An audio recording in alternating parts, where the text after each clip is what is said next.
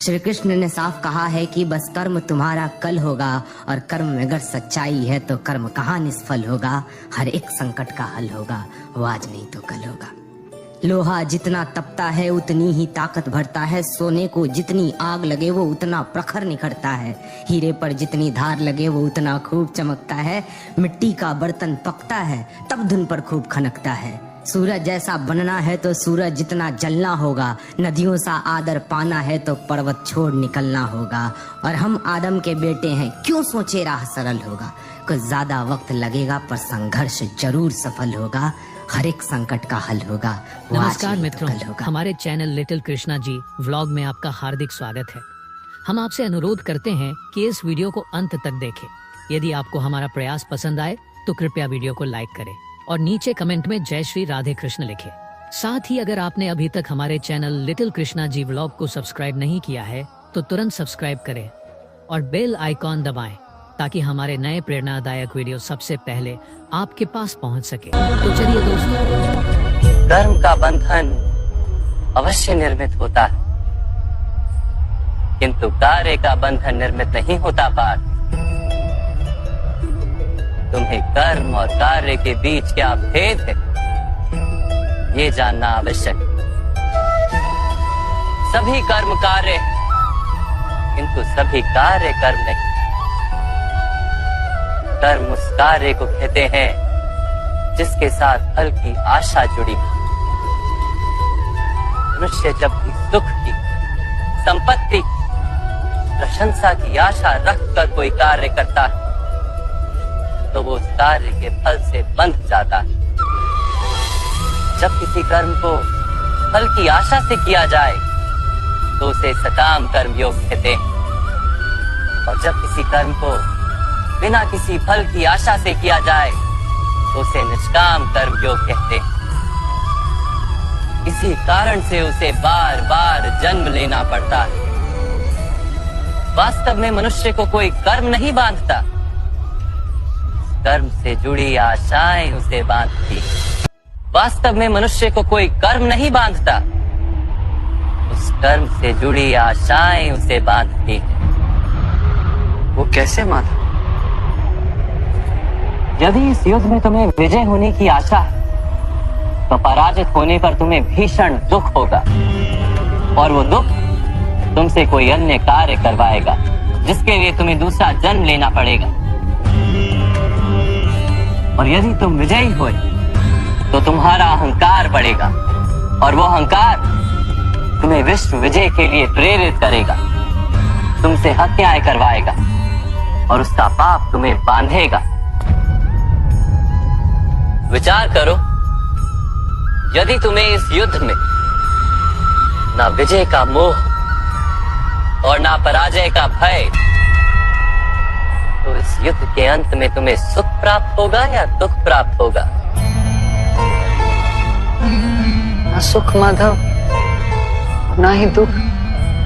अर्थात तुम्हारा सुख, दुख, हताशा, निराशा, अहंकार युद्ध के कारण नहीं है। युद्ध के साथ तुमने जो आशाएं बांधी हुई हैं उसके कारण है। क्या ये सत्य नहीं है पार्थ?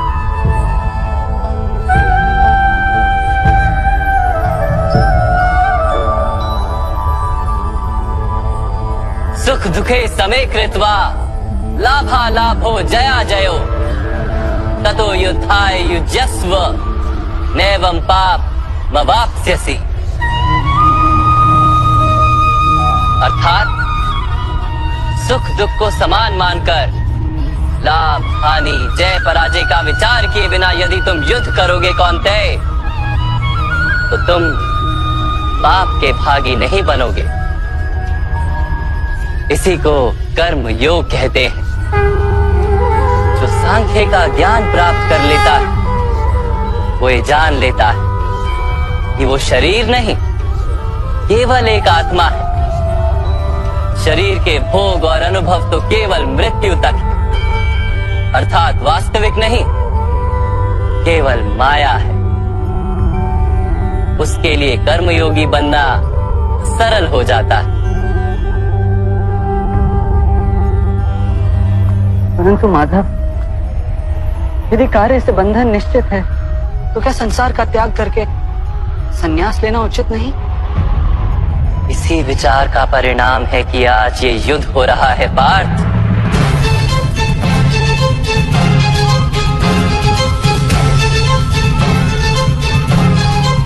विचार करो, जब सत्व गुण से भरे धर्म को जानने वाले लोग कर्मों का त्याग करते हैं, तब अधर्म से भरे लोग ही संसार को चलाते हैं।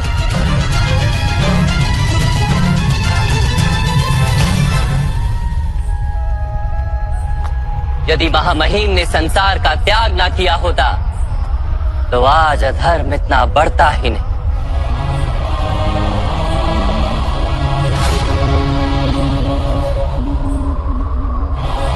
और तुम्हारे पिता ने यदि संन्यास ना लिया होता तो आज भ्राता युधिष्ठिर सुख से राज कर रहे होते।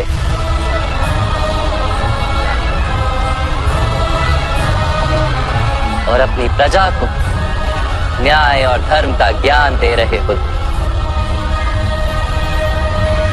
किंतु दुखदायक बात तो यह है पार्थ कि सत्व गुण से भरे मनुष्य ही संसार को लाभ दे सकते हैं, किंतु वो ही संन्यास का विचार करते हैं। जैसे जल तो भाप बनकर उड़ जाता है और कीचड़ वहीं पड़ा रहता है, वैसे सत्वगुणी सज्जन लोग तो संसार का त्याग कर देते और तमस से भरे अधर्मी लोग संसार में कार्य करते हैं। इसी कारण से संसार में पाप और अधर्म बढ़ता है।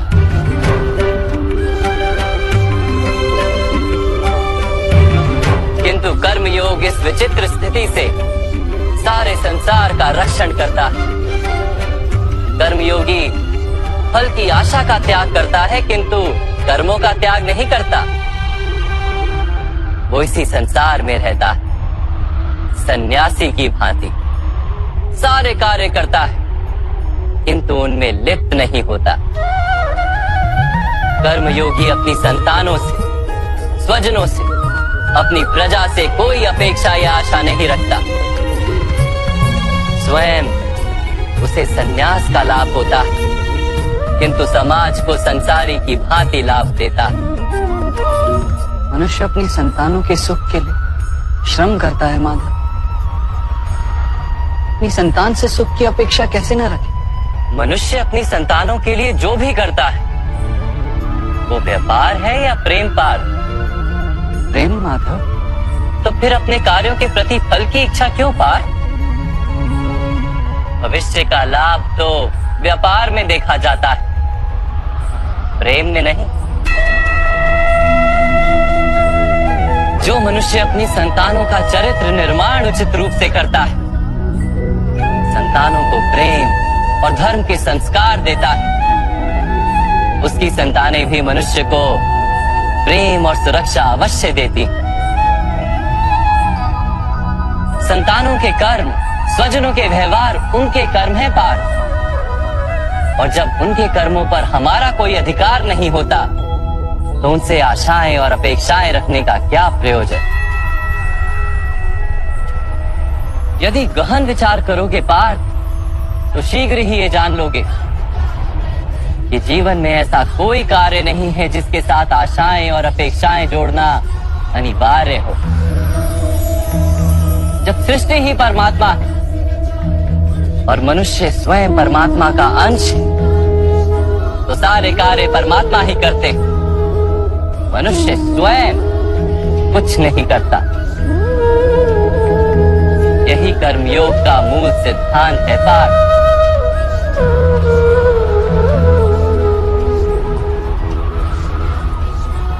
तुम्हें भी कर्मयोगी बनकर ये युद्ध करना आवश्यक है पार्थ। त्रिगुणिया विश्या वेदा निस्त्रिगुण्यो भवार्जुना निर्द्वंद्वो नित्य तत्वस्थो निर्योग क्षेम आत्मवान। 3 गुणों का त्याग करके निर्गुण बन जाओ पार्थ। इस द्वंद्व से मुक्त हो जाओ। सदा सत्व अर्थात परमात्मा में बुद्धि लगाकर कर्तव्य का वहन करते रहो। कुछ प्राप्त करने की इच्छा और कुछ प्राप्त किए हुए का रक्षण करने का विचार त्याग दो पार्थ, और अपनी आत्मा को स्वतंत्र कर।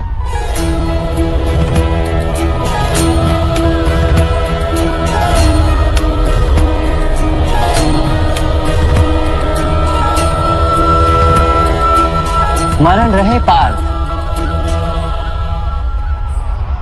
कर्मण्येवाधिकारस्ते मा फलेषु कदाचन मा कर्म फल हेतुर्भु मा ते संगोस्त्व कर्मणि। तुम्हारा अधिकार तो केवल कर्म करने का है, फल तो ईश्वर के हाथ में। इसलिए न कर्म से भागना उचित है और ना ही कर्म के फल की आशा रखना उचित है।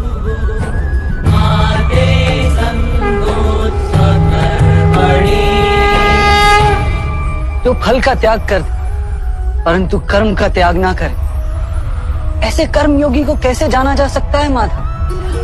विश्वाविनिवर्तन्ते निरहारस्य देहिनः रसवर्जं रसोप्यस्य परम दृष्ट्वा निवर्तते।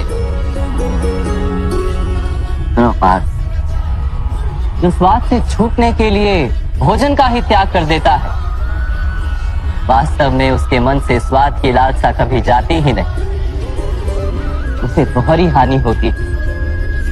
एक तो वो निर्बल हो जाता है, जिसके कारण परमात्मा को प्राप्त करने का जो प्रयत्न अनिवार्य है उसे वो नहीं कर पाता, और दूसरा सदा ही उसका मन स्वाद की लालसा से भरा रहता है।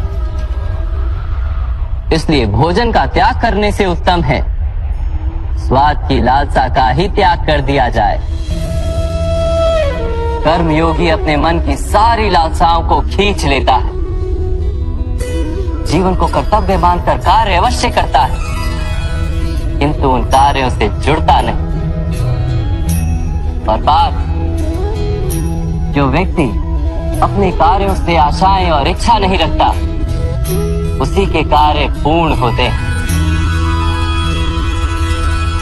एक असफलता से दुखी होकर जिसका मन डोलता नहीं, एक सफलता से आनंदित होकर जो स्वयं को सर्वश्रेष्ठ नहीं मानता, ऐसे ही व्यक्ति को कर्म योगी कहते हैं।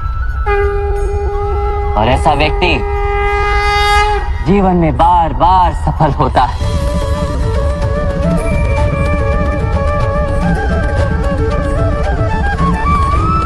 ध्यायतो विषयान् पुंसः संगस्तेषु पजायते संगात् संजायते कामा कामात् क्रोधोऽभिजायते क्रोधात् भवति सम्मोहः सम्मोहात् स्मृति विभ्रमः स्मृति भ्रंशात् बुद्धिनाशो बुद्धिनाशात् प्रणश्यति। फल की आशा से कामना प्रकट होती है, और कामना का तो स्वभाव है असंतुष्ट रहना। असंतोष से क्रोध उत्पन्न होता है, और क्रोध से मोह जन्मता है। मोह के कारण व्यक्ति आचार और व्यवहार का ज्ञान ही भूल जाता है। ज्ञान के जाने से बुद्धि चली जाती है, अनुचित प्रकार के कार्य होने लगते हैं, और समाज ऐसे व्यक्ति का शत्रु बन जाता है। और अंत में ऐसे मनुष्य पूर्णतः पतन हो जाता है।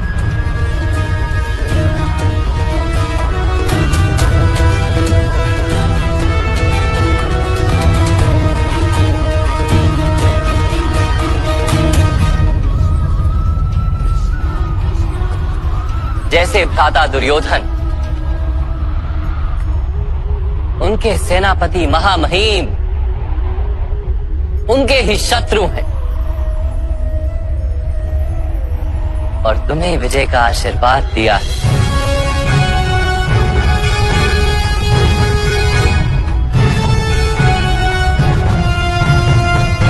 पार्थ, कर्मयोग ब्रह्म विद्या का दूसरा चरण है। परमात्मा में अपनी बुद्धि स्थिर करो, स्वयं को आत्मा जानो, मिथ्या बंधनों से मुक्त हो जाओ, और फल की आशा का त्याग करके केवल कर्म करते रहो।